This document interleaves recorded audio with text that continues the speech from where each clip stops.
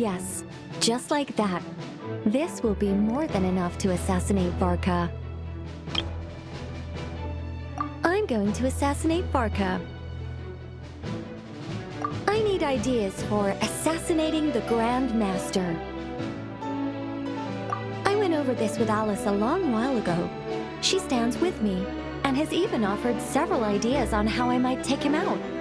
Of all her suggestions, this one seemed the most promising.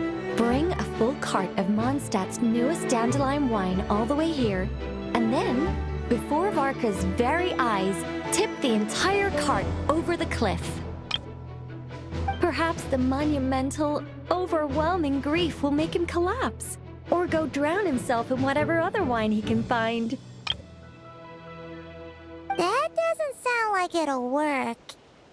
Wait, no! Don't even think about doing something so horrible. When writing a novel, the author, naturally, seeks to be as extravagant as possible, especially when writing detective novels. If the opening lacks a striking turn, how is the rest of the plot meant to unfold? Alas, this will be my final attempt at writing detective novels. Oh, I suppose they call them crime novels in Inazuma. In any case, they all tell of crime. There's hardly a meaningful distinction. I also discussed it with Barbie, but our novel writing sessions always evolve into crime planning sessions. Methods of crime and puzzles of deduction.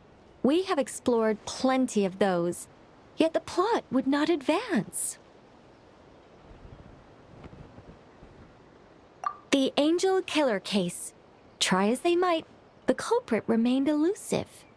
The desperate detective rushed into the crowd, then shouted the revered names of the 4 great rulers at the sky. Whoosh! Pitter-patter. Boom! Detective and murderer reduced to ash. What kind of writing is that? Doesn't that leave no room for deduction at all? Of course there is. It was only through painstaking deduction that the detective finally discovered the names of the 4 great rulers, learning also that shouting them at the sky would inevitably reduce one to ash. My point exactly. Simply deducing who the culprit is has become dreadfully unoriginal. The subject of one's deductions must be something more creative.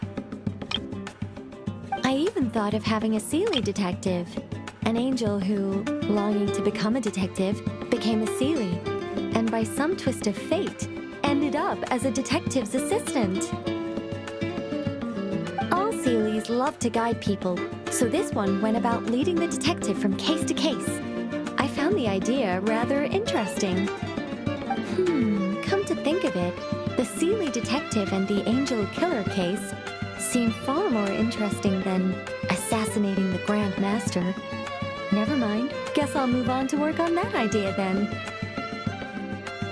It's precisely because I overthink every little detail that I've lost interest in continuing. Not to mention the mountain of words I'll have to write.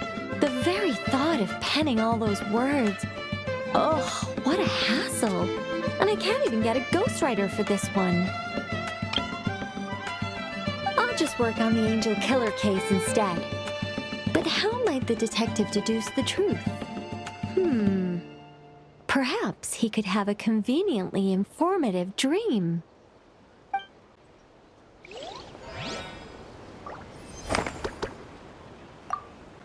Seelie detective. Hold on. Why not have the Seelie guide that detective to assassinate the Grand Master instead?